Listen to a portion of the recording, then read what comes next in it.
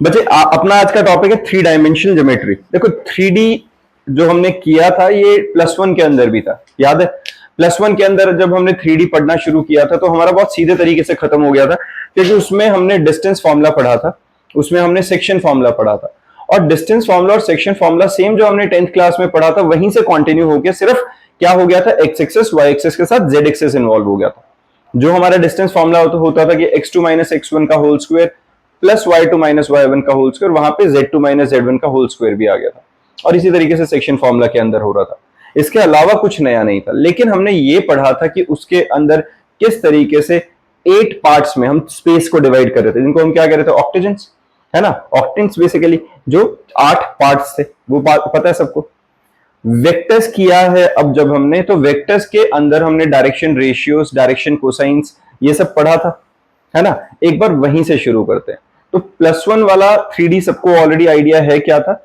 Vectors वाला part मैंने क्यों कहा, क्योंकि 3 डायमेंशन के अंदर जब हम करना शुरू करते हैं तो सेम जो वेक्टर के अंदर इंट्रोडक्शन था, सेम जो हमारे पास बेसिकली टर्मिनोलॉजी थी, वही यूज होने वाली है। यहां पर देखो, अपने पास पहले तो इस डायग्राम में किसी को दिक्कत है, ये एग्जैक्टली समझ रहे हो है क्या? यहां पर अपने पास क्या रखा हुआ है, एक 3 डायमेंशनल स्पेस के अंदर हमने एक बॉक्स को बनाया हुआ है। मैं दिखाता हूं, जैसे अपने पास ये वाला जो बॉक्स है, देखो ये z एक्सेस, y एक्सेस और x एक्सेस, ये हमारे पास एग्जैक्टली किस तरीके से दीवार का जो कोना होता है, उस दीवार के कॉर्नर में हमने एक बॉक्स रख दिया। वो बॉक्स क्यों रखा, वो एक रेफरेंस के लिए है सिर्फ, और कुछ नहीं कि वो 3 डायमेंशन है। अब मैं अगर वहां पर कोई एक रैंडम पॉइंट P बना दूं, इस बॉक्स का और कोई काम नहीं है सिवाय ये दिखाने के कि ये 3 डायमेंशनल स्पेस को रिप्रेजेंट कर रहे हैं। यहां पे एक रैंडम पॉइंट हमने बना दिया P। इस पॉइंट P के कोऑर्डिनेट है A, B और C। अगर पॉइंट P के कोऑर्डिनेट A, B, C हैं तो इसका पोजीशन वेक्टर का हमने नाम क्या रखा है बच्चे, R। ये R अपने पास क्या है, पोजीशन वेक्टर, जो O से लेके P तक का आ गया। अब एक बात याद करो, हमने क्या करा था, अगर किसी पॉइंट का कोई पोजीशन वेक्टर है, वो x एक्सिस के साथ एक एंगल बनाएगा, y एक्सिस के साथ बनाएगा, z एक्सिस के साथ बनाएगा। जो x एक्सिस के साथ बनाता है उस एंगल को हम क्या कहते हैं बच्चे, अल्फा। जो y एक्सिस के साथ एंगल बनाएगा वो होगा बीटा, और जो z एक्सिस के साथ बनेगा वो क्या बनेगा, गामा। यही 3 एंगल्स थे। किसी बच्चे को इस अल्फा, बीटा और गामा के अंदर तो प्रॉब्लम नहीं है, तो अल्फा, बीटा, गामा का क्लियर है बच्चा। अब यहां पर डायरेक्शन कोसाइंस किसको कहते हैं? पहली बात तो डायरेक्शन एंगल्स पता चल गया, अल्फा, बीटा, गामा हमारे पास क्या थे। डायरेक्शन कोसाइंस क्या था, कॉस अल्फा, कॉस बीटा और कॉस गामा। उन्हीं को हम नाम क्या रखते हैं उनका, LMN। ये सेम वही हमने जो वेक्टर्स के अंदर पढ़ा था, किसी बच्चे को इसमें दिक्कत नहीं है।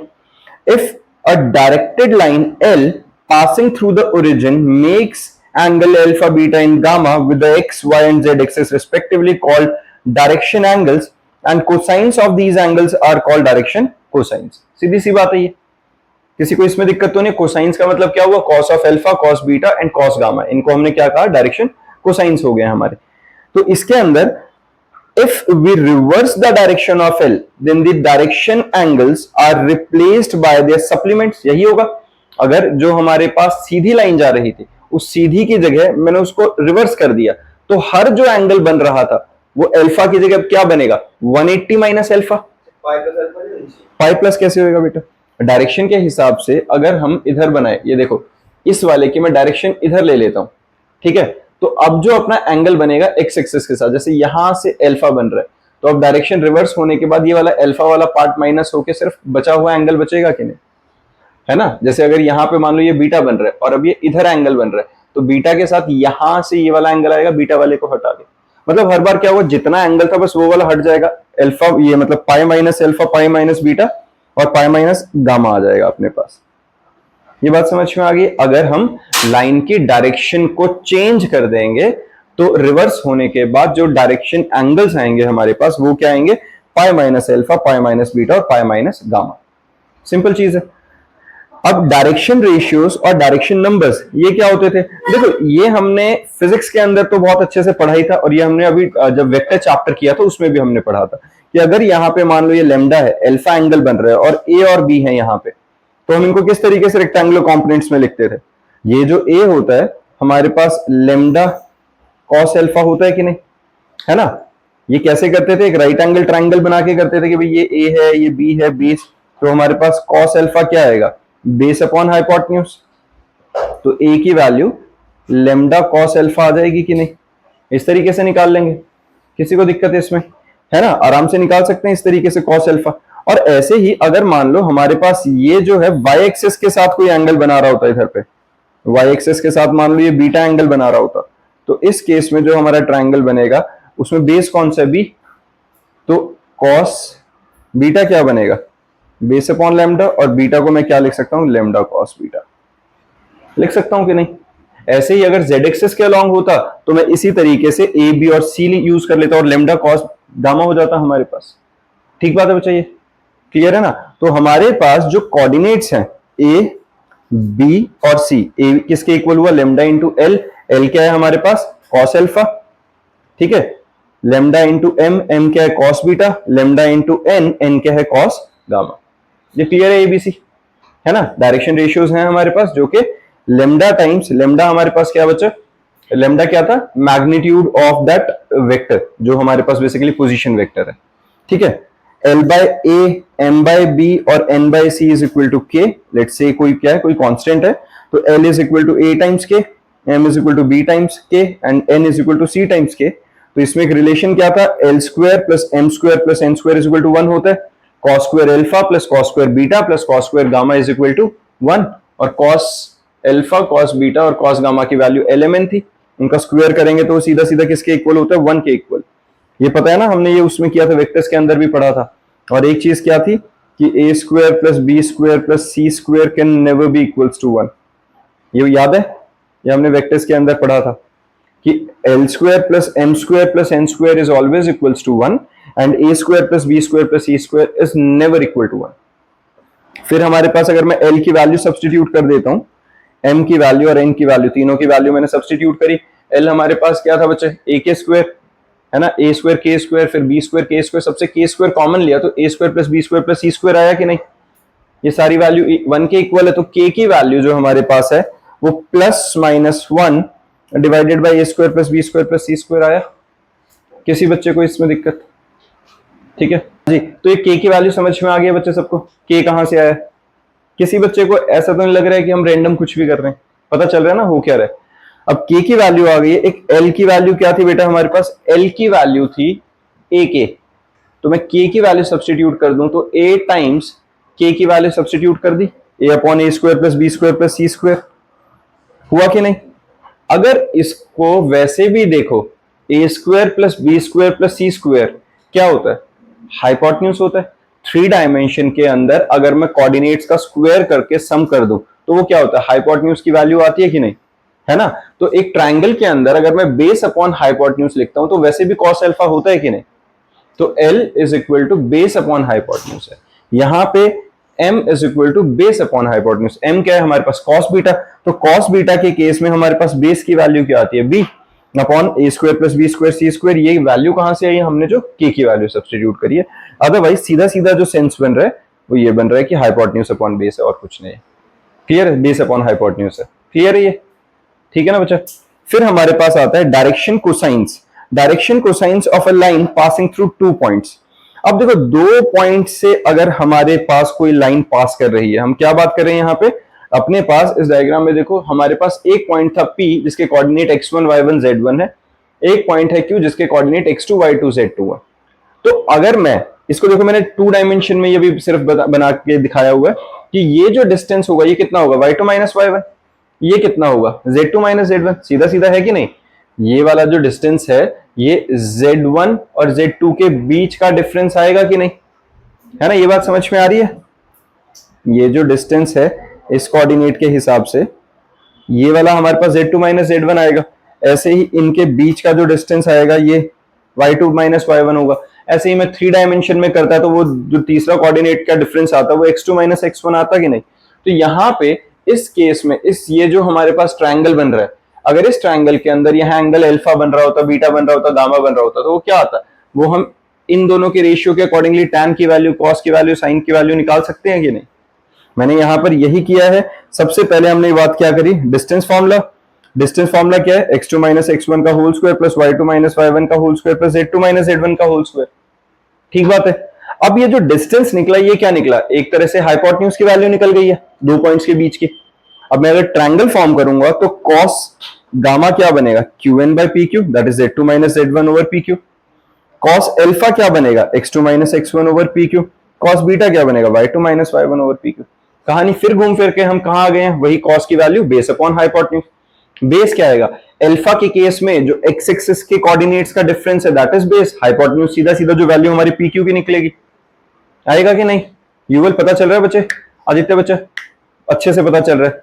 ठीक है, तो cos alpha cos beta cos gamma समझ में आ रहा है। अगर दो पॉइंट से एक लाइन पास कर रही है तो वहां पर cos अल्फा की value x2 minus x1 over pq, where alpha is the angle of that certain line passing through the origin making with x axis। Beta के केस में कहां होगा, एंगल विद y एक्सिस, और gamma के case में angle with z axis. तो x axis, y axis और z axis के अकॉर्डिंगली उन्हीं के कोऑर्डिनेट जो रहेंगे वो बेस की तरह काम करेंगे, और जो PQ है the distance between the two points, वो हमारे पास क्या रहने वाला है, वो हमारे पास हाइपोटेन्यूज का काम करेगा। क्लियर बात है। अब डायरेक्शन रेशियोज क्या होंगे बच्चा, direction ratios of PQ, x2 minus x1, y2 minus y1 और z2 माइनस z1। क्लियर बात है। इसी के बेसिस पे हमारे ये कुछ क्वेश्चंस और एग्जांपल स्टार्ट हो जाते हैं जो सीधी सीधी वैल्यू सब्स्टिट्यूशन है। क्वेश्चंस हम बाद में डिस्कस करेंगे, एक बार मैं पूरा चैप्टर का रिव्यू दे देता हूं। अब हमारे पास आता है बच्चा equation of a line in space. अब यहां से अभी तक जो हमने किया, हमने क्या किया, हमने एक तरह से कंटेंट इकट्ठा किया, टॉपिक को समझा है कि cos alpha cos beta cos gamma किस तरीके से आपस में रिलेट करते हैं। अब एक बात बताओ, तुम्हें स्ट्रेट लाइंस याद है +1 का, हल्का फुल्का आइडिया है कि स्ट्रेट लाइंस में हम क्या करते थे, इक्वेशन ऑफ स्ट्रेट लाइन कैसे निकालते थे, याद है क्या करते थे इक्वेशन ऑफ स्ट्रेट लाइन में, अगर याद हो थोड़ा भी, वहां पर पॉइंट स्लो फॉर्म क्या था, x माइनस x1। ये जो बच्चे ने बोला y minus y1 is equal to m into x minus x1, ये क्या था, पॉइंट स्लो फॉर्म। एक होता था y minus y1 is equal to y2 minus y1 over x2 minus x1 into x minus x1, ऐसा ही था। और एक होता था y is equal to mx plus c, एक था हमारे पास y by a x by a plus y by b is equal to 1। कहानी ये नहीं है कि इक्वेशंस क्या थे, अगर बहुत डिटेल में देखना है तो इस साल जो +1 को मैंने कराया उसको बहुत डिटेल में डिराइव कराए हैं ये फॉर्मूलास, तो पता भी चल जाएगा कहां से। लेकिन अगर छोटे में बात करें, सब घूम फिर के एक ही बात कर रहे हैं, भाई कोई दो कंडीशन होनी चाहिए। मुद्दा तो ये था ना, पॉइंट स्लोप फॉर्म में एक पॉइंट और एक स्लोप गिवन होना चाहिए, 2 पॉइंट फॉर्म में दो पॉइंट्स हो गए, स्लोप इंटरसेप्ट फॉर्म में स्लोप और एक इंटरसेप्ट हो गया, सिर्फ इंटरसेप्ट फॉर्म में दोनों इंटरसेप्ट हो गए, तो अल्टीमेटली 2 पॉइंट्स तक पहुंच जाएंगे। तो कहानी सिर्फ ये कि भाई कोई दो कंडीशंस होनी चाहिए, अगर दो कंडीशंस थी तो उनको हम रिलेट करा के एक्स वाई के साथ स्टैंडर्ड फॉर्म में इक्वेशन बना रहे थे, यही था स्ट्रेट लाइंस में। सेम इसी तरीके से यहां होगा।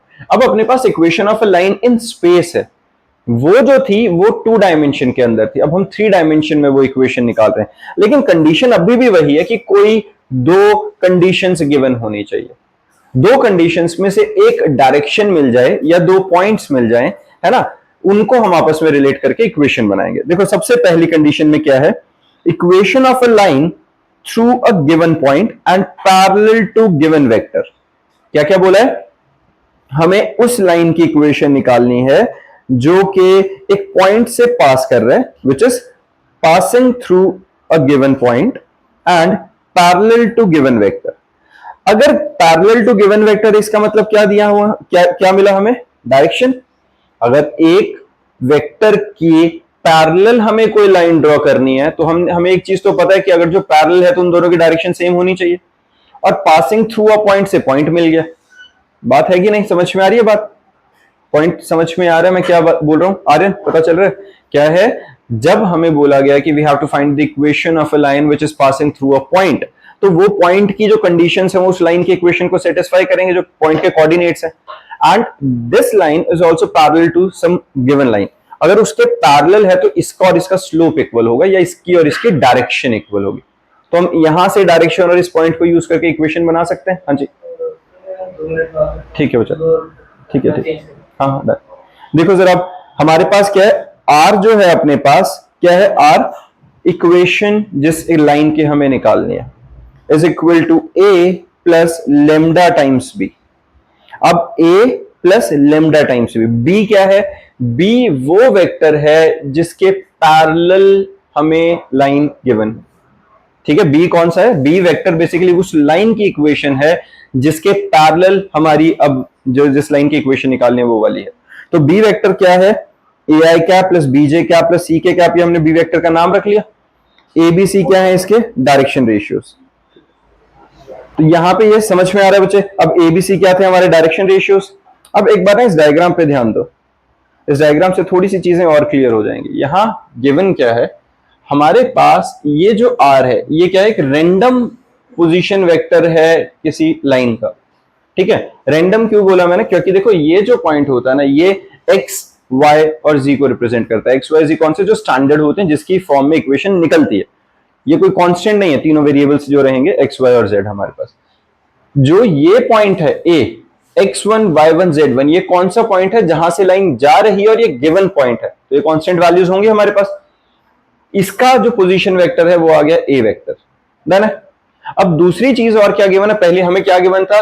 Find the equation of this line which is passing through the point and parallel to given vector. तो इस वेक्टर के ये वेक्टर अपना पैरेलल है। ये बात समझ में आ रही है? पक्का? तो इसके अंदर अगर देखो आर की वैल्यू हमने क्या मान ली है? आर हमारे पास आ गया बच्चे एक्स आई कैप प्लस वाई जे कैप प्लस जेड के कैप, स्टैंडर्ड की फॉर्म में मान लेंगे उसके कोऑर्डिनेट एक्स वाई जी। ए जो वेक्टर है उसके क्या आएंगी? उसको वेक्टर फॉर्म में लिखेंगे तो क्या आएगा? x1 i cap plus y1 j cap plus z1 k cap. बिल्कुल ठीक है। तो x किसके इक्वल होगा? x1 प्लस लेमडा टाइम से। ये कैसे हुआ हमारे पास? जो अपने पास y की वैल्यू आएगी y1 plus lambda times b, z is equal to z1 plus lambda times c। ये हमारे पास क्या बन रहा है? देखो जो कोऑर्डिनेट्स होंगे x is equal to x1 plus lambda times a, क्या है? जिसके पैरेलल था। एक्चुअल में क्या है? जो हमारी ये इक्वेशन है, जो r पोजीशन वेक्टर से हम जिसकी निकाल रहे हैं, ये लाइन अपने पास क्या है बच्चा? उस गिवन लाइन के इस abc के पैरेलल है कि नहीं? तो हम यहां से रिलेशन क्या निकालते होते हैं? x minus x1 by a is equal to y minus y1 by b is equal to z minus z1 by c। ये हमने कहां से निकाला? ये जो हमने अभी ऊपर भी यूज किया था जिस तरीके से, यहां दिख रहा था cos alpha cos beta cos gamma, जो हम निकाल रहे थे x2 माइनस x1 वाले से, और जहां से हमने वो ऊपर lmn भी निकाले थे, जो k की वैल्यू निकाली थी, उसी के रिलेशन में हम यहां बना रहे हैं। बनता क्या है? x is equal to x1 plus lambda times a, y is equal to y1 plus lambda times b, z is equal to z1 plus lambda times c। Lambda क्या है? कोई सर्टेन कांस्टेंट वैल्यू, कोई ratio है जिसकी value निकलेगी क्या? x minus x1 by a, y minus y1 by b और z minus z1 by c। यही था। और ये तीनों क्या होने चाहिए? तीनों लेमडा के इक्वल होंगे, तो इक्वल कर दिया हमने। ये हमारे पास जो इक्वेशन होती है क्या होती है? Cartesian equation. सीधा सीधा बताऊं, ये इक्वेशन याद रखते हैं बेटा। ए बी सी हमारे पास क्या होता है? ए बी और सी, ये क्या है? जिस वेक्टर के पैरेलल है एक्स एक्सिस, मतलब आई कैप का कोफिशिएंट, जे कैप का कोफिशिएंट और के कैप का कोफिशिएंट, किसका? जो गिवन वेक्टर है जिसके पैरेलल है उनके कोफिशिएंट। x1 y1 और z1 क्या है हमारे पास? वो कोऑर्डिनेट जहां से, जिस पॉइंट से लाइन पास कर रही थी। तो सीधा सीधा याद रखो इस इक्वेशन को, x minus x1 by a plus y minus y is equal to y minus y1 by b is equal to z minus z1 by c। ये हमारे पास कार्टेशियन इक्वेशन आ गई है। क्लियर है? ये याद रहेगा, ठीक है। सीधा सीधा वैल्यू डालेगी तो अपनी इक्वेशन निकल आएगी। x minus x1 by l is equal to y minus y1 by m is equal to z minus z1 by n। ये इक्वल थे, और lmn हमारे पास क्या थी? Direction cosines of line. हाँ जी बच्चा। सर एक बार वो r vector is equal to a vector plus lambda vector, इसको डायग्राम में बता दो। देखो r vector is equal to, अगर मैं इस डायग्राम के अंदर भी बताऊं तो ध्यान से देखो, यहां से एक वेक्टर इधर आया, एक वेक्टर इधर आया, तो इनका रिजल्टेंट वेक्टर r बना के नहीं? a plus lambda times ap is equal to r बना, ऐसे ही बना ना। अब मैं AP में लेमडा टाइम्स AP क्यों बोल रहा हूं? देखो AP हमें पता नहीं है क्या, AP की डायरेक्शन B के बराबर है, बिल्कुल है कि नहीं? तो मैं इसको लेमडा टाइम्स B लिख लूं, A plus lambda times B is equal to R। Diagram में समझ में आ रही है बात? ये आई कहां से थी? अगर मैं इस डायग्राम के अंदर बताऊं तो हमारे पास इस वेक्टर और इस वेक्टर का सम जो आएगा वो अपने पास नीचे वाले वेक्टर के इक्वल आएगा कि नहीं, है ना। तो हमारे पास ये आर वेक्टर के इक्वल आएगा। ऐसे ही होता है एक ट्रायंगल के अंदर। तो ये वेक्टर तो हमारे पास आ गया ओ ए या सिंपल ए वेक्टर। इसका क्या नाम रखें, इसको हमने लेमडा के पैरेलल है, पैरेलल है तो डायरेक्शन सेम रहेगी, तो मैं इसको लेमडा टाइम्स ऑफ बी लिख सकता हूं। तो यहां से आ गया R, R is equal to A plus lambda times B. वहीं से मैंने हर कोऑर्डिनेट को इक्वेट कर लिया, आई वालों को आई के साथ, जे वालों को जे के साथ, के वालों को के साथ। तो हमारे पास ये जो तीन इक्वेशंस है वहां से आई थी। क्लियर है, ये बात समझ में आ गई है। लेमडा क्या है, कोई सर्टेन रेशियो जो हमारे गिवन वेक्टर को और जिसकी इक्वेशन निकालनी है उसको रिलेट करा रहा है। ठीक है, सीधी सीधी वैल्यू डाल सकते हैं। ये क्वेश्चन देख लो, एक सीधा वैल्यू डालने का ही है। इसमें हमें क्या बोला गया बच्चे, find the vector and the Cartesian equation of the line through the point 5, 2 and -4 and which is parallel to this vector. Given है सीधा सीधा 3i cap plus 2j cap plus 8k cap इसके पैरेलल और इस point से जा रहा है। अगर मैं सीधा आंसर की बात करूं तो x minus 5/3 is equal to y minus 2/2 is equal to z plus 4/-8 होगा कि नहीं, सीधा निकल जाएगी कार्टेशियन इक्वेशन। तो हम कर क्या रहे हैं otherwise, r is equal to A plus lambda B, r is equal to A plus lambda B. सीधा सीधा इक्वेट करेंगे या डायरेक्ट वैल्यू डालेंगे तो आंसर आ जाएगा अपना। क्लियर है, ठीक बात है। आर्यन पता चल गया, युगल पता चल रहा है बच्चे। अब है equation of a line passing through two given points. Next form क्या है, जहां दो पॉइंट्स आ गए। अब हमारे पास पहले वाले में क्या थी, डायरेक्शन गिवन थी और एक पॉइंट गिवन था। अब हमारे पास दो पॉइंट्स गिवन। तो अगर हमारे पास गिवन है कि एक पॉइंट ये है, एक पॉइंट ये है, ठीक है, एक पॉइंट के कोऑर्डिनेट्स हैं x1 y1 z1, एक पॉइंट के कोऑर्डिनेट है x2 y2 z2, और हमने r कोई रैंडम पॉइंट बना लिया जिसके standard coordinate x y z मान लेते हैं। तो यहां पे अगर मैं रिलेट कराऊं तो देखो अपने पास बन क्या रहा है, r minus A is equal to lambda times b minus A. r minus A is equal to lambda times b minus A. Lambda times क्यों, क्योंकि सिर्फ देखो मैग्नीट्यूड बड़ा है, डायरेक्शन सेम रहेगी इसकी, है ना। इधर से मैं वेक्टर इधर लिखूं इधर लिखूं तो r की वैल्यू ये आई, r minus A is equal to A P आएगा, है ना। और ऐसे ही a plus A B is equal to B vector आएगा।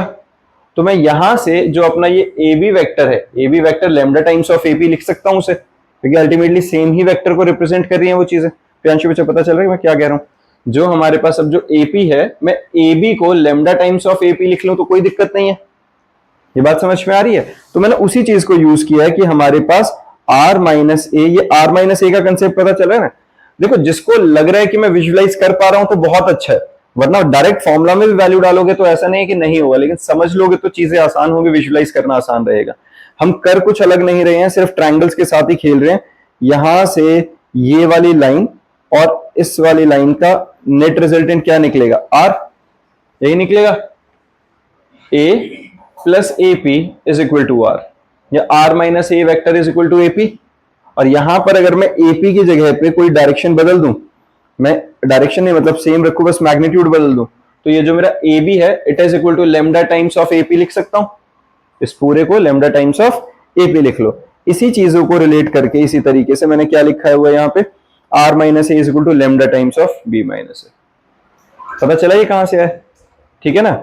ये जो हमने AP की वैल्यू निकाली थी वो निकली r माइनस ए, और यहाँ पे जो हमने AB की वैल्यू थी वो क्या निकली, lambda times of b minus a. ठीक बात, रीअरेंज किया, r is equal to A plus lambda times of b minus a. सीधी सीधी इक्वेशन है ये, हमारे पास इक्वेशन सिंपल समझ में आ गई, a vector plus lambda times b minus a. और अगर इसको कार्टेशियन फॉर्म में लिखना है तो lambda is equal to x minus x1 over x2 minus x1, y minus y1 over y2 minus y1, z minus z1 over z2 minus z1। सीधा सीधा standard form में आ गई, कार्टेशियन फॉर्म में भी इक्वेशन आ गई। Find the vector equation for the line passing through the point. दो points given है, डायरेक्ट वैल्यू सब्स्टिट्यूट कर सकते हैं बच्चा, डायरेक्ट वैल्यू डालोगे अपने पास आंसर आ जाएगा। क्लियर है, कर लोगे। फिर उसके बाद आता है बच्चे हमारे पास angle between two lines.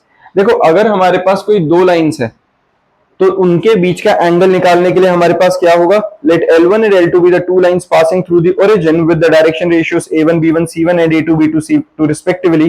OP and OQ are the vector component of L1 L2 तो cos थीटा का डायरेक्ट फॉर्मूला लिखो बच्चे, ये a1a2 plus b1b2 plus b1b2 plus c1c2 divided by square root of a1 का square plus b1 का square plus c1 का square into a2 का square plus b2 का स्क्वायर प्लस c2 का स्क्वायर। सीधा सीधा फॉर्मूला है, डायरेक्ट वैल्यू सब्स्टिट्यूट करेंगे, अपने पास cos थीटा की वैल्यू निकल आएगी, वहां से हम थीटा निकाल लेंगे। ठीक बात।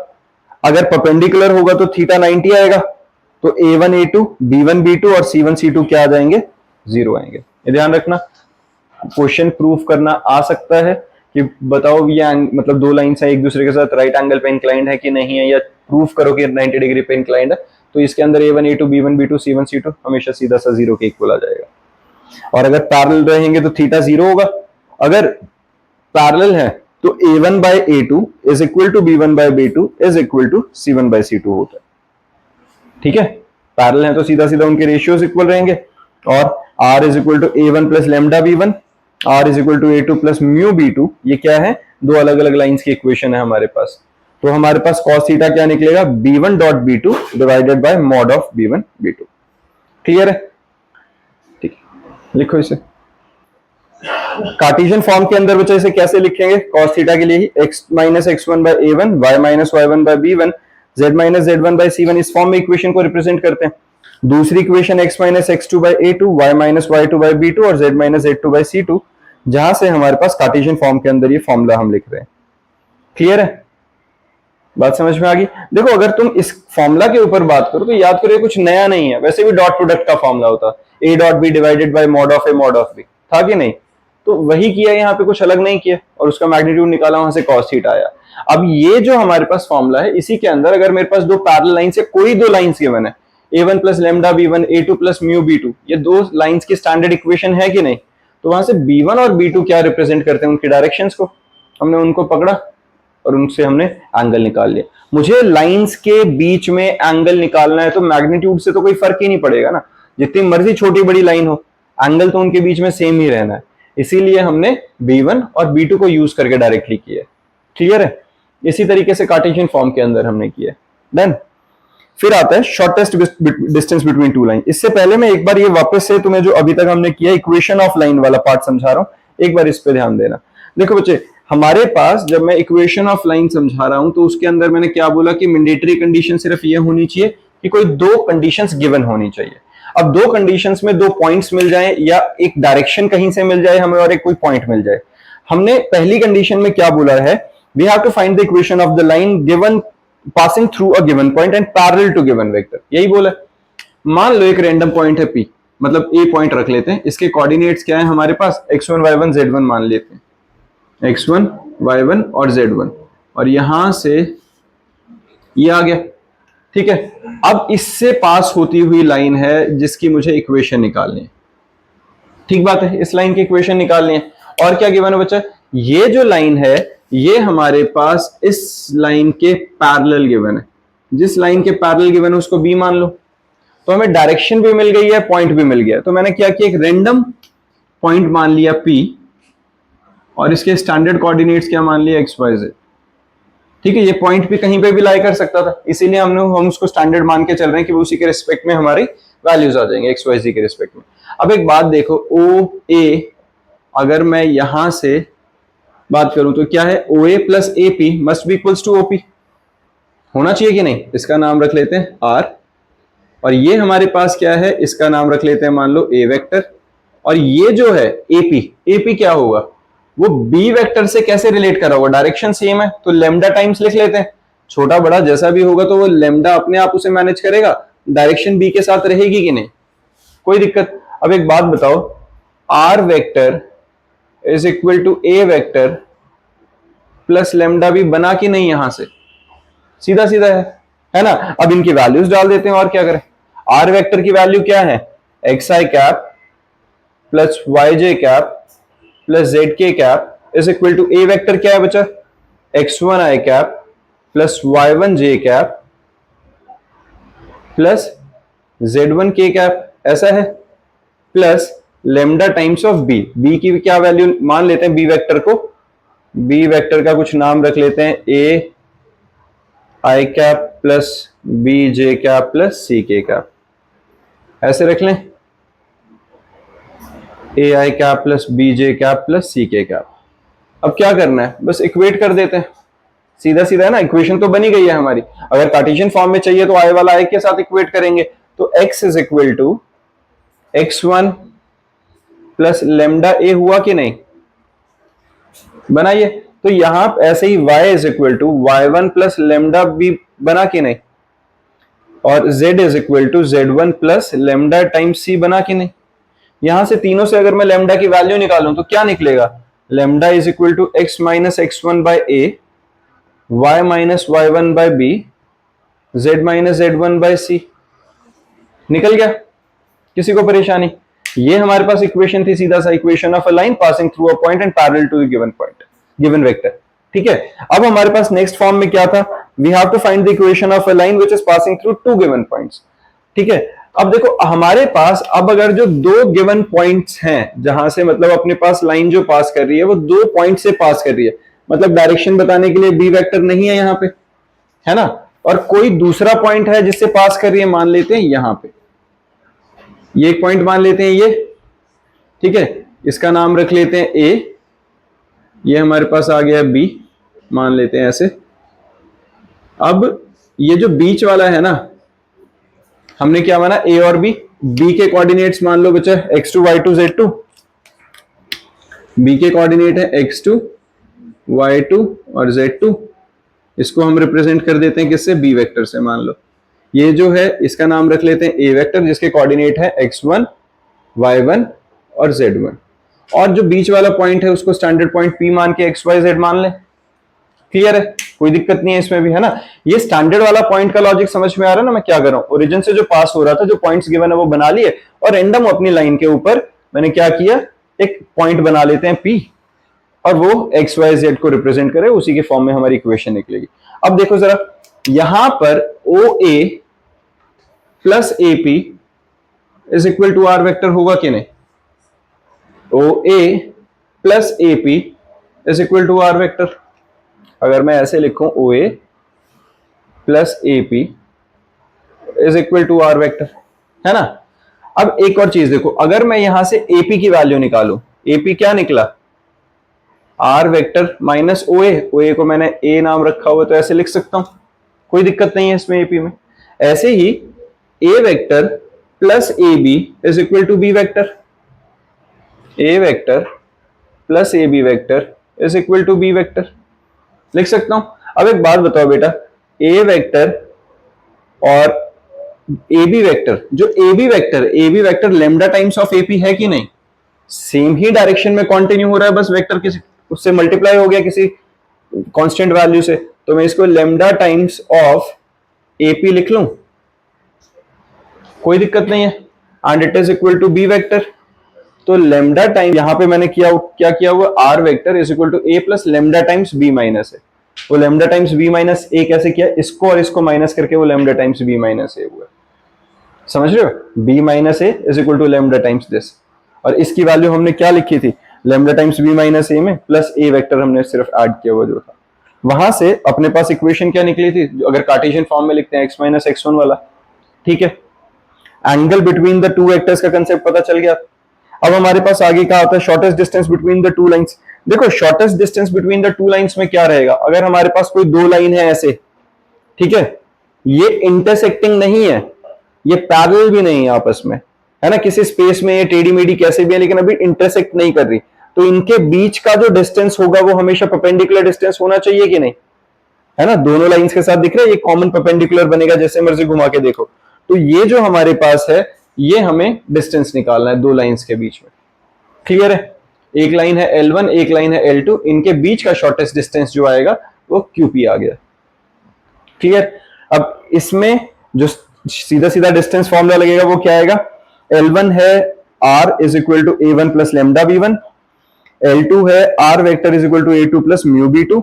तो PQ is the shortest vector between L1 and L2 and it is perpendicular to B1 and B2। B1 और B2 क्या है, जो डायरेक्शन से जो रिप्रेजेंट कर रही है वेक्टर की। तो सीधा सीधा डिस्टेंस का फॉर्मूला होता है B1 cross B2 dot A2 minus A1 over mod of B1 cross B2। सीधा फॉर्मूला के अंदर वैल्यू डालेंगे, आंसर आ जाएगा बच्चा।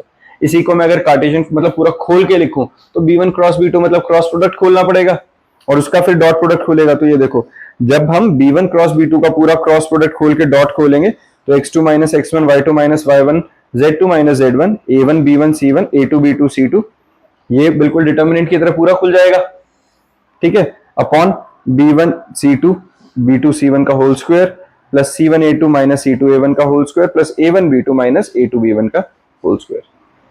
डन है, क्लियर है बच्चा? देखो सीधा फॉर्मूला याद रखना है भाई, डायरेक्ट वैल्यू डालेंगे आंसर आ जाएगा। फिर distance between the parallel lines, अगर दो पैरेलल लाइंस है तो r is equal to a1 plus lambda b, r is equal to a2 plus mu b। तो डिस्टेंस क्या निकला? b times a2 minus a1 over magnitude of b। Direct formula डालेंगे इसके अंदर, सीधा सीधा आंसर आ जाएगा। इसी के साथ हमारा चैप्टर एटलीस्ट फॉर्मूला वाइज खत्म हुआ है। मैं ये नहीं कह रहा हूं कि इससे चैप्टर आ गया होगा, तो मैं किसी को नहीं आएगा। एक बार सारी फॉर्मूला शीट को बनाना, गो थ्रू करना टॉपिक्स को और फिर क्वेश्चंस करने शुरू करेंगे और फिर इसके क्वेश्चंस डिस्कस करेंगे लगातार नेक्स्ट क्लासेस के अंदर। ठीक है।